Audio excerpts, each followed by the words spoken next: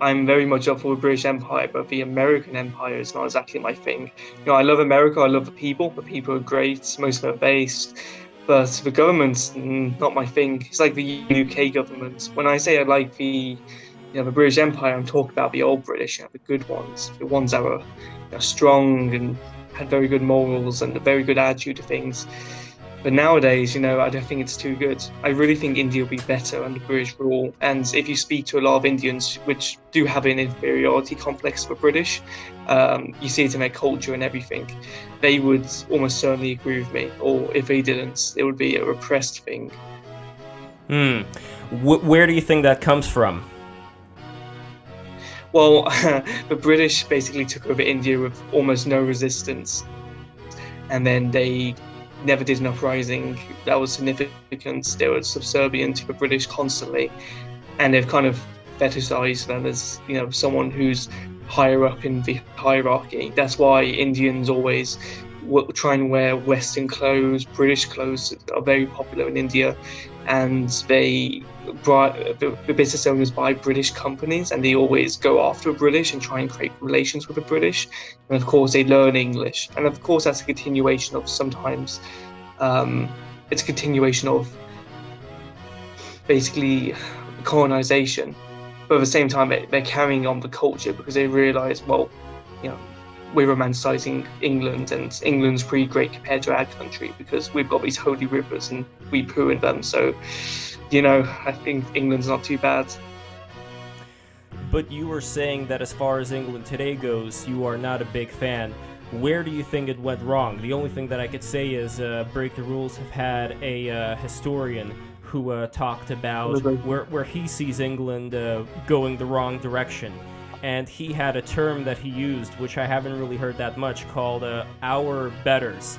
That's how he described this idea in England, that people did realize that there are some people who were considered to be your betters. Not even because of some kind of a social rank, because their parents happened to come from British royalty, but just the idea of people being more refined, acting more refined. There was something about that was said by this historian to not exist anymore. Is he right? Oh, absolutely, yes. If I go to central London and speak to some friends of mine who I've met recently, they will act very refined, very posh, very good. And there's an aura around that where you respect them immensely. But if I go to Birmingham and listen to the conversations for 5 minutes, I kind of want to grab their head and smash them into a rock several times. And I can imagine if you send one of those Birmingham people to India, I think the Indians would very much stop liking England very quickly. So I think it's about having this, mutual respect for your fellow English person by acting very posh, very refined, having strong morals, acting together, and not having this liberal nonsense that's running the country nowadays.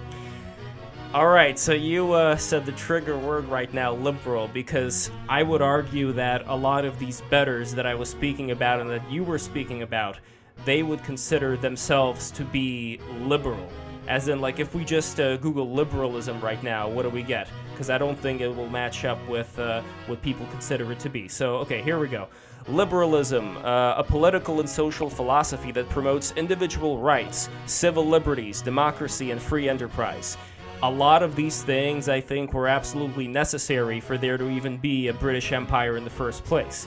The British Empire was not a matter of just having these bunch of serfs that were just following whatever it is that the king or queen said, right? Like, there is something to the idea that these Yeah? Go on.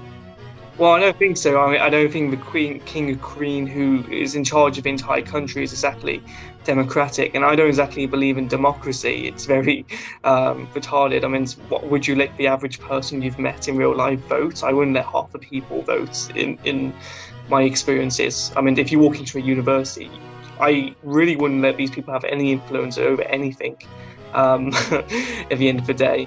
So I feel like the British Empire also did have a system where certain people weren't allowed to vote because they didn't actually influence England. When India was part of the British Empire, but I don't think India was allowed to vote in British Parliament most of the time anyway. So I think it was not talking about in absolutes like liberalism, saying, now the definitions change dramatically. Most people that were liberal back in the day were speaking about the idea of bringing over British excellence to other countries to civilize them, because they basically had very backwards lives. And I think nowadays liberalism is very different. So I think we have to account for that as well. I don't think there's much disagreement as far as democracy goes between the two of us. I agree about democracy being tyranny of the majority, for the most part. When you get a bunch of people who don't really know one thing from another as far as civics go, to now be able to decide the fate of a nation, that's very troublesome. And that's not something that the British system ever had, nor does the American the American system, it has maybe to more of an extent, but still, it's not full-on democracy. There's still a representative democracy going on here, with the idea being that we have these elites, and the elites are supposed to be responsible, so whatever it is they decide on would be in the best case for the nation. But I think we'll both agree that's not what's been going on right now. It never happens. I think there was a study done where it said 98% of popular opinions that are put towards, I think, a government in the West are never actually voted. The opposite outcome happens. So if 98% of people are in favour of a new law, it won't become a thing in the US or UK or wherever. Democracy has no real correlation or no real connection to actually the general people's opinion. And I don't really believe democracy is alive nowadays anyway. I mean, I think there's a lot of corruption. It's called lobbying, and so on. So I don't even think democracy is even real. I think it's just a facade to give people a happy, good feeling that they did something for their country when exactly they didn't. And no one cares about their opinion, because have you heard of them? They're terrible.